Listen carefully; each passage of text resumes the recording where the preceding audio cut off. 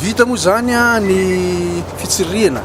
an'ity sambo a zay nampiay aty ka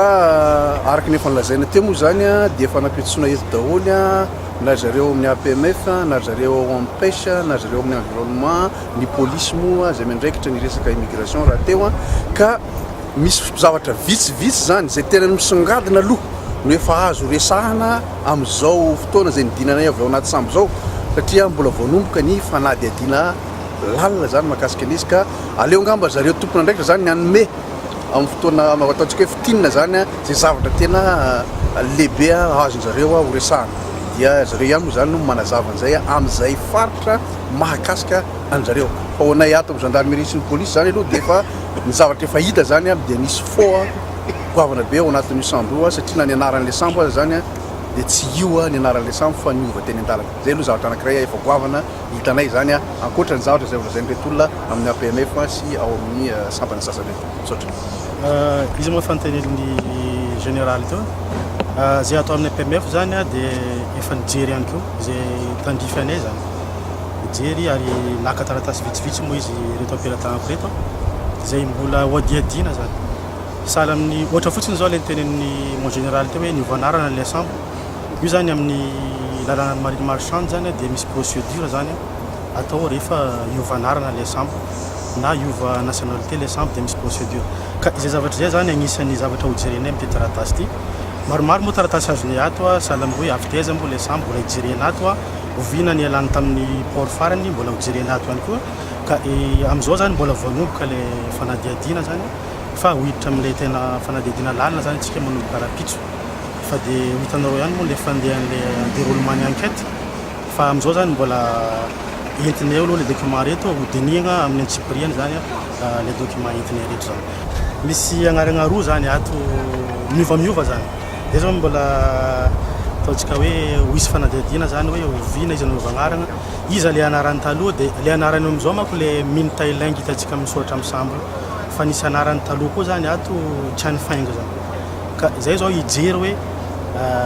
ovina izy ny ovanarana nanaraka procédure hoe zany fiovananarana zany a dia iza le autorité ny délivrer ilay certificat manambarina zay anarana zay izao mbola hojerevana zany amin'ity taratasy ampelantanako ty izy zany araka nefa voalaza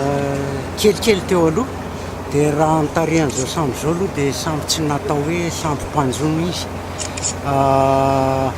ary tao anatiny hatreto raha nijerena aloha tsisy trondro nefa ny amin'ny taratasiny a dia natao mpitatitra entana nampangatsiahana le izy ary misy taratasy ray a nananany contrat sa certificat certificat tatitra anisan'ny entana tanterany zany hoe trondro tsy aty amintsika fa any firenena misy an'zareo any any Hong Kong dia ny lalana destination tokony ho alehany hoe au large en pleine mer ka araka ny voalaza ny namana rehetra teo a mbola eo ampahana diadina lalina sy taratasy rehetra zany za io hiteo zany toy ny tena fifaran'ireo zavatra hoe manarina raha mikasika ny trondro mijono zay moa zany eto a mazava be a misy resaka hoe azo sarobidy ao anatiny ny atongavanay tsy dia zavatra tsotra miara-miasa amin'reto mpiaran'olonantoka ao anatin'ny fiahinany fandriampahalemana zay a raha miresaka ny resaka azo sarobidy ny atongavanay eto dia anamarina hoe misy sa tsy misy tokoa le izy raha misy moa le izy zany zay fandikan-dalàna momba ny alana dia ny forestier dia avy hatrany dia miditra amin'ny fampanarahana ny procédure judiciaire amina resaka répulation